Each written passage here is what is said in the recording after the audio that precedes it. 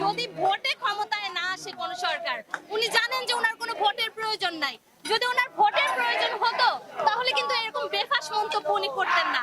যেহেতু উনি জানেন ওনার ভোটের কোনোই প্রয়োজন নাই এবং উনি বিনা ভোটে বারবার ক্ষমতায় আসতে পারবেন এবং এরকম একটা প্রক্রিয়া দেশে উনি চালু করেছেন, সুতরাং ওনার জন্য এটা কোনো ব্যাপার না।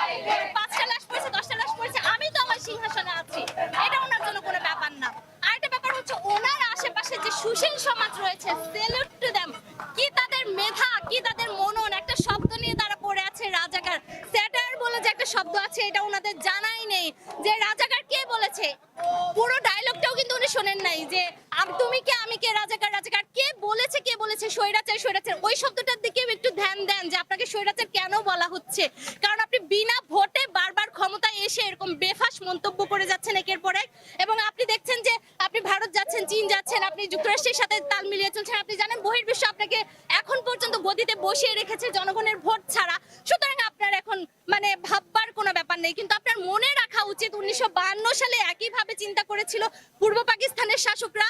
1971 সালেও তারা একইভাবেই চিন্তা করেছিল। 25শে মার্চের যে বর্বর হামলা একই চিন্তা থেকে হয়েছিল, যে চিন্তা আপনি এখন করছেন। হল বন্ধ করে দিবেন, ইউনিভার্সিটি বন্ধ করে দিবেন, স্কুল কলেজ বন্ধ করে দিবেন, এগুলো হয়েছিল, আগেও হয়েছিল।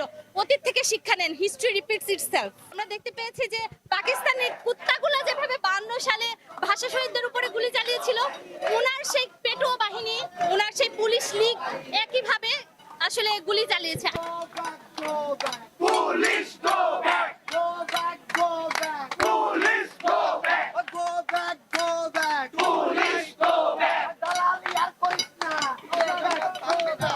আমরা থাকবো না। দালালি আর করিস না! দালালি আর করিস না। পিঠের চামড়া থাকবে না! দালালি আর করিস না। পিঠের চামড়া থাকবে না!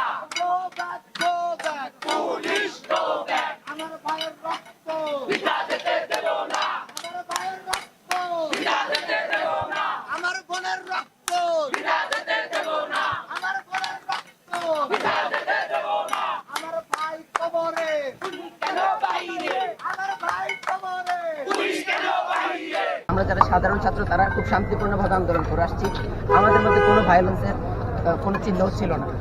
এক পর্যায়ে এসে দেখা গেল কি, যখন আপনার ওবায়দুল কাদের সাহেব গ্রিন সিগন্যাল দিলেন যে এটাকে ছাত্রলীগরাই রাজনৈতিকভাবে কি দিবে, প্রতিহত করবে। তার মানে আমাদের মাননীয় মন্ত্রী আওয়ামী লীগের সাধারণ সম্পাদক ওবায়দুল কাদের সাহেব উনি নিজেই ছাত্রলীগকে দিয়ে এই ভায়োলেন্সের সূচনা ঘটিয়েছে। আপনারা দেখেছেন এর আগে আমাদের মধ্যে কোনো ধরনের ভায়োলেন্স ছিল না।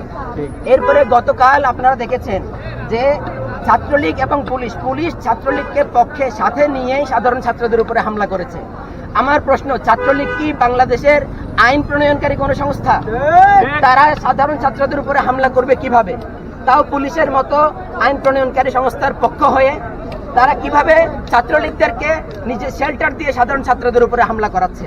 আপনারা দেখেছেন ছাত্রলীগদের, এরা নাকি ছাত্রলীগ, এরা যদি ছাত্রলীগ হয়ে থাকে এদের কাছে আগ্নেয়াস্ত্র আসে কোত্থেকে? এরা আগ্নেয়াস্ত্র নিয়ে সাধারণ ছাত্রদের উপরে হামলা করে কিভাবে? পুলিশ কি এগুলো দেখে না? আপনারা দেখেছেন যে কজনের আগ্নেয়াস্ত্র সহ যে কজনের ছবি প্রকাশিত হয়েছে তাদের পরিচয় উদ্ঘাটিত হয়েছে। এখনো কি তাদের কাউকে গ্রেফতার করেছে পুলিশ? করেনি।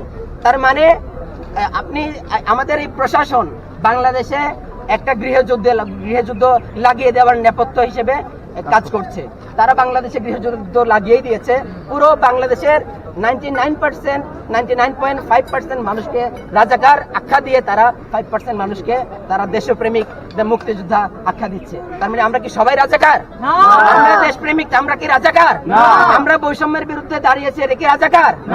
একদিকে 56% কোটা, বাকি 44%